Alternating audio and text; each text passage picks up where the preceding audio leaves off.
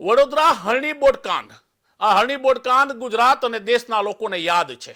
આજે આ બોટકાંડને 1 વર્ષ પૂર્ણ થયું, એટલે કે 1 વર્ષની વર્ષી પૂર્ણ થઈ. 1 વર્ષ બાદ પણ પીડિત પરિવારો ન્યાય માટે વલખા મારી રહ્યા છે. કાર્યવાહીના નામે માત્ર અધિકારીને સસ્પેન્ડ કરવામાં આવ્યા તેવો આરોપ લગાવ્યો છે.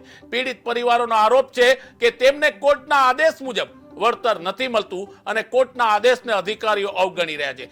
1 વર્ષ પૂરું થઈ ગયા હોવા છતાં વળતરથી વંચિત તેઓ રહ્યા છે.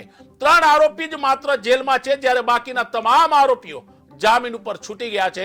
શાળા સંચાલકો જે હતા, જેણે આ ટૂર ગોઠવી હતી, તેની વિરુદ્ધ કડક કાર્યવાહીની માંગણી આ પીડિત પરિવારોએ કરી છે.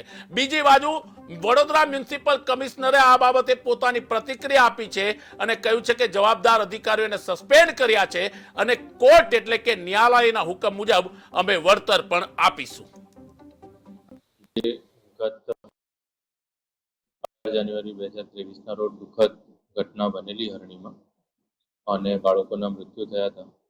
એ માટે સરકારશ્રીએ એમને તુરંત જે નાણાકીય સહાય કરવાની હતી એ કરી હતી.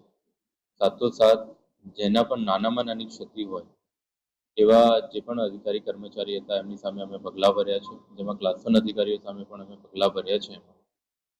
ઉપરાંતમાં ઓનરેબલ હાઈકોર્ટે અત્યારે કલેક્ટરશ્રીને એનું કમ્પન્સેશન નક્કી કરવા માટે પણ કીધું છે. એટલે એ કમ્પન્સેશન નક્કી થશે એટલે આગળની કાર્યવાહી થશે. જોડે જોડે જેના નામના કોન્ટ્રાક્ટ હતા, જે લોકો ઇજારેદાર હતા, એમની સામે પણ લગભગ 17 જણા સામે જે તે વખતે અમે એફઆઈઆર પણ કરેલી હતી. જે ગત 18 જાન્યુઆરી 2023 રોજ દુઃખદ ઘટના બનેલી હરણીમાં અને બાળકોના મૃત્યુ થયા હતા. એ માટે સરકારશ્રીએ એમને તુરંત જે નાણાકીય સહાય કરવાની હતી એ કરી હતી. સાથોસાથ જેના પણ નાનામાં નાની ક્ષતિ હોય એવા જે પણ અધિકારી કર્મચારી હતા એમની સામે અમે પગલાં ભર્યા છે, જેમાં ક્લાસ 1 અધિકારીઓ સામે પણ અમે પગલાં ભર્યા છે. ઉપરાંતમાં ઓનરેબલ હાઈકોર્ટે અત્યારે કલેક્ટરશ્રીને એનું કમ્પન્સેશન નક્કી કરવા માટે પણ કીધું છે. એટલે એ કમ્પન્સેશન નક્કી થશે એટલે આગળની કાર્યવાહી થશે.